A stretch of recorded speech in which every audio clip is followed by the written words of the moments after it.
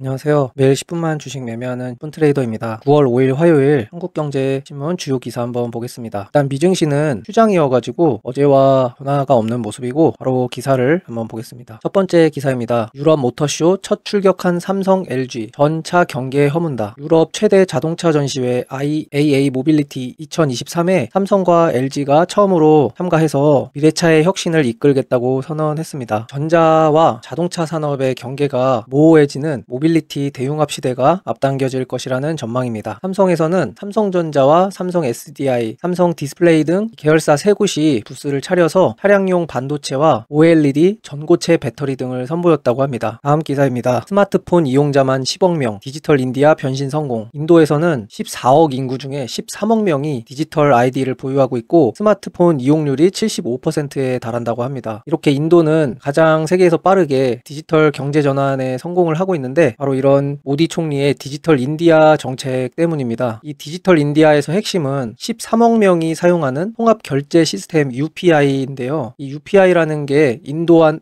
전 국민한테 12개 숫자로 된 아이디를 부여하고 은행 계좌를 연결했다고 합니다. 그래서 이 UPI를 통해서 부패도 없애고 정부 예산도 크게 절감했다고 합니다. 또 디지털 인디아를 통해서 인도를 세계 3대 스타트업 생태계로 만들었는데 2016년에는 인도의 스타트업이 156개에 불과했지만 지금은 11만 개의 스타트업이 있다고 하고 기업 가치가 10억 달러 이상인 유니콘 기업만 111개가 된다고 합니다. 다음 기사입니다. 용인 반도체 산단 예타 면제. 정부가 수출 활성화 지원 방안을 발표했는데 경기도 용인시에 들어서는 첨단 반도체 전용 국가산업단지에 공공기관 예비 타당성 조사를 면제한다고 합니다. 착공을 앞당겨서 수출 경쟁력을 끌어올린다는 계획으로 삼성전자가 300조 원을 투자를 한다고 하네요. 또 정부에서는 연내 무역금융 181조 4천억 원을 공급해서 수출 기업의 자금 난도 해소하기로 했습니다. 또 K 컨텐츠 전략 펀드를 1조 원 규모로 신규 조성해서 국내 컨텐츠 제작사와 온라인 동영상 서비스 OTT 플랫폼 경쟁력을 높이고 글로벌 컨텐츠 시장을 공략한다고 합니다. 그리고 유커 중국인 관광객 유치 방안도 내놨는데 올해 말까지 건당 18,000원에 중국 단체 관광객 전자비자 발급 수수료를 면제하고 한중 항공도 증편을 하고 중국 단체 관광객 대상으로 항공권을 25에서 30% 할인해 준다고 합니다. 다음 기사입니다. 한국 6개 분야에서 세계 1등, 일본과 공동 3위. 일본에서 63개 분야의 세계 시장 점유율을 조사해서 발표를 했는데 한국은 스마트폰, D램, 낸드 플래시 반도체, OLED, 소박형 TV, 조선 이렇게 6개 품목에서 세계 1위에 올랐다고 합니다. 지난해에는 조선이 중국에서 밀렸었는데 현대중공업이 2년 만에 1위를 되찾으면서 총 1위 분야를 6개로 늘렸다고 합니다. 한국은 삼성전자와 SK하이닉스가 D램과 낸드 플래시에서 각각 70.5%와 52.5%의 점유율을 가지고 있다고 하고 OLED 분야에서도 삼성전자가 60%, LG 디스플레이가 20.2% 점유율로 합치면 80.2%에 달한다고 합니다. 일본도 1위 분야가 6개로 줄면서 우리나라와 공동 3위에 올랐다고 합니다. 다음 기사입니다. 모두 짐 쌀 때 포기 안 한 미래에셋. 지금은 1위 외국계 운용사로. 지금 뉴스에서 많이 나오는 게 전 세계적으로 배터리라든지 자동차 그리고 전자기기, 휴대폰 이런 모든 기업들이 인도로 다 진출을 하고 있는데 그런 기업들 뿐만 아니라 금융업계 쪽에서도 인도 진출 성공 기업이 있다는 내용입니다. 미래에셋 자산운용이 인도에서 22조 원의 자산을 운영을 하고 있는데 이는 외국계 운영사로 1위라고 하고 주식에 투자하는 인도인이라면 미래에셋 브랜드를 모르는 사람이 없다고 합니다. 미래에셋이 2006년도에 인도에 진출을 했는데 그 당시 인도 국민의 30%가 빈곤층이었고 전기 요금조차 내기 어려운 나라에서 금융으로 꽃을 피우기란 어려웠기 때문에 당시 같이 진출했던 외국계 운용사들도 다 철수를 했었다고 합니다. 미래에셋은 인도에서 철수를 하지 않고 잘 버텨서 2014년 무렵에 기회가 찾아왔는데 나렌드라 모디 총리가 취임하면서 금융 인프라가 순식간에 깔리고 인도 국민들이 주식에 투자하기 시작하면서 초고속 성장을 이루게 되었다고 합니다. 그래서 현재 인도에서 600만 명의 고객을 보유하고 있다고 합니다. 다음 기사입니다. 20년간 1500% 뛴 인도 증시. 과열 진단에도 지금이 저점. 인도의 대표 주가 지수인 센섹스 지수가 지난 20년간 15배가 상승했다고 하는데 같은 기간에 미국은 4.4배, 코스피는 3.3배에 비하면 엄청난 상승세입니다. 이런 상승세는 국영제 기업이 주도를 하고 있는데 한국전력이 대장주였던 한국의 1990년대와 비슷한 모습입니다. 기업입니다. 그래서 정유, 통신, 유통 이런 사업을 하는 쪽에 시총이 가장 크고 그 다음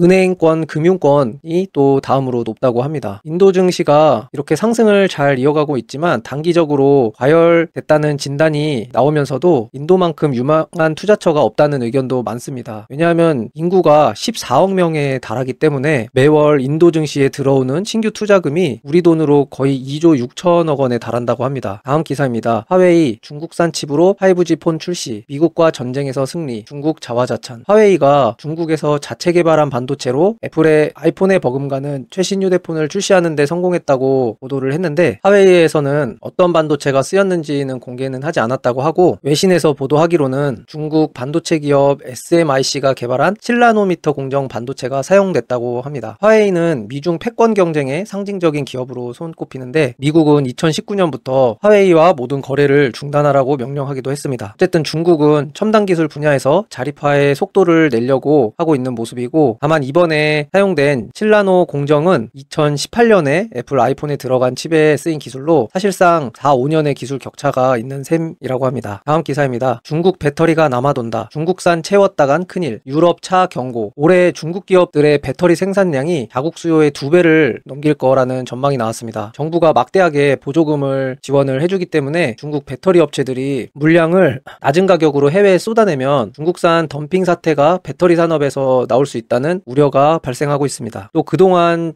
발표된 중국의 배터리 공장 건설 계획까지 취합을 하면 2027년에는 중국 내 수요의 4배로 증할 전망인데 특히나 유럽에서는 대용량 에너지 저장 장치 부분이 중국발 수출 공세에 취약해서 중국의 저가 배터리를 대량 수입하면 유럽 업체들이 무너질 수 있다고 우려했습니다. 다음 기사입니다. 삼성 SDI 고성능 LFP 배터리 첫 선. 삼성그룹에서 독일에서 열린 세계 최대 모터쇼 IAA 모빌리티 2023에 참가를 했는데 거기서 삼성 SDI가 LFP 리튬 인산철 양극재에 망간을 추가해서 LMFP 리튬 망간 인산철 배터리를 처음 공개했다고 합니다. 우리나라는 니켈 비중이 높은 프리미엄 3원계 배터리를 주력으로 생산을 해왔는데 이런 LFP 시장을 공략하기 위해서 준비 중인 고성능 배터리라고 하고 이 LFP 배터리는 중국 회사들이 세계 시장의 90% 이상을 장악을 해서 현재는 테슬라도 그렇고 현대자동차, 폭스바겐, 벤츠 등이 다 사용을 하면서 입지가 아주 빠르게 늘고 있습니다. 하지만 이 LFP 배터리는 제조 원가가 저렴하고 안정성이 높은 대신에 에너지 밀도가 낮아서 주행거리가 좀 짧았었는데 망간을 혼합한 LMFP 배터리는 이런 한계를 극복할 수 있는 신기술로 주목받고 있고 비슷한 가격으로도 에너지 밀도를 15에서 20%가량 높일 수 있다고 합니다. 이렇게 중국에서 가격적으로 밀어붙이면서 물량으로 압박하는 배터리계 시장에서 우리나라가 살아남을 수 있는 방법은 이런 기술력을 가지고 차별화를 두는 것이 생존할 수 있는 방법인 것 같다는 생각이 좀 드는 것 같습니다. 다음 기사입니다. HMM 인수, 하림, 동원, LX 3파전. 하림과 동원, LX 그룹이 HMM의 적격 인수 후보로 선정되었습니다. 독일 최대 컨테이너 선사인 하파그로이드는 탈락했다고 합니다. 다음 기사입니다. 삼성 가정과 대화, 빅스비의 생성형 AI 접목. 삼성전자가 내년에 음성인식 플랫폼인 빅스비에 생성형 인공지능 기술을 접목할 예정이라고 합니다. 그래서 사용자 지시를 더욱 깊이 있게 이해해서 가전을 제어하려고 하고 그를 위해서 전용 칩셋도 개발을 한다고 합니다. 다음 기사입니다. 삼성전기, 미국 전기차 업체의 카메라 모듈 공급. 삼성전기가 미국 전기차 기업에 차량용 카메라 모듈을 공급하는 계약을 맺었는데 이 업체는 현재 테슬라로 추정되고 있고 공급 규모는 수조 원대에 달하는 것으로 전망됩니다. 삼성전자가 테슬라 자율주행용 반도체 수탁 생산 파운드리에 이어서 삼성전기도 카메라 모듈까지 수주하면서 삼성 테슬라 간 미래차 협업이 강화되고 있다는 평가가 나오고 있습니다. 이렇게 9월 5일 화요일 한국경제신문 주요 기사 한번 같이 봤습니다. 여러분들이 주식 투자를 하는 데 있어서 경제적인 시야가 넓어지는데 조금이나마 도움이 되었으면 좋겠습니다. 오늘도 영상 봐주셔서 감사합니다.